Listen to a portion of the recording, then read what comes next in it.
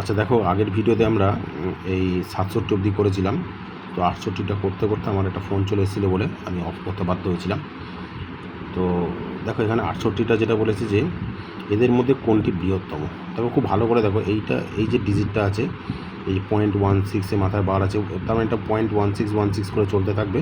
তারপরে দেখো 0.16 স্কোয়ার আছে, মানে 0.256 আছে। আর এটাকে যদি আমরা রুট ওভার করি তাহলে দেখো আমাদের 0.04 আসছে।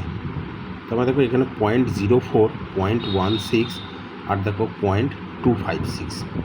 তারপরে দেখো এটা কিন্তু দেখো এটা 16 256, ঠিক আছে। তাহলে 16 যদি হয়, মানে এই যে 0.16 স্কোয়ার যদি আমরা করি তাহলে 256 আর 4টের পর পয়েন্ট,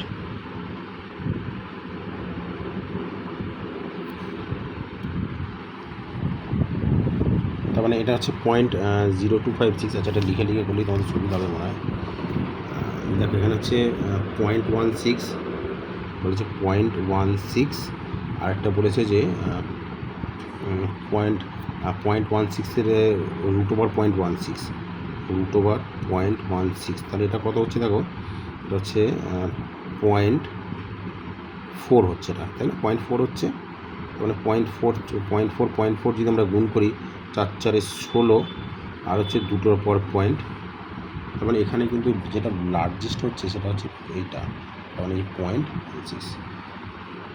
তারপর এটা বলেছে 9 জন ছাত্র, একজন শিক্ষকের গড় বয়স 15 বছর, প্রথম 4 জনের গড় বয়স 19 বছর, শেষ 5 জন ছাত্রের গড় বয়স 10 বছর। দেখো শেষ 5 জনের গড় বয়স 5 10 50, আর হচ্ছে প্রথম 4 জনের 4 19 76, 76 50 126, তাহলে মোট ছাত্রদের বয়স 126 বছর। আর 9 জন ছাত্র আর একজন শিক্ষকের গড় বয়স 15, মানে 10 জনের 15 মানে 150, তাহলে 150 থেকে 126 গেলে 24 হচ্ছে অ্যান্সার, মানে শিক্ষকের বয়স কিন্তু 24 বছর, ঠিক আছে।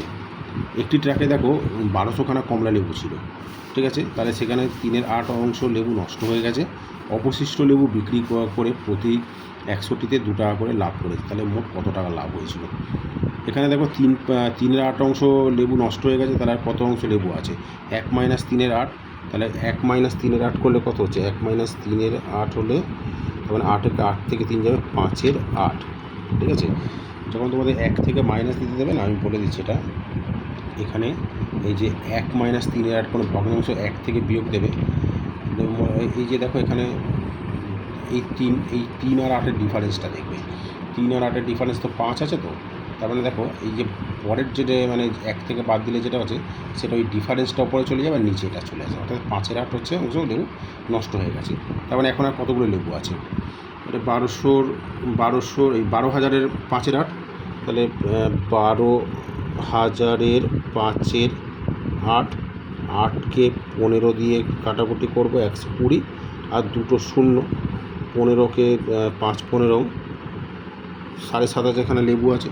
তাহলে 100খানাতে প্রত্যেক 100খানা করে লেবু যদি ও বিক্রি করে, সেখানেও 2 টাকা করে লাভ হচ্ছে। এরকম 7,500 লেবু বিক্রি করলে কত টাকা লাভ হবে?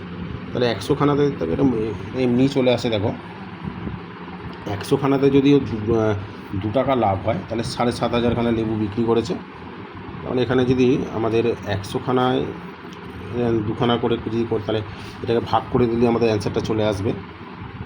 করেই নাও, 100খানাতে 2 টাকা লাভ হচ্ছে, 7, 500তে কত হচ্ছে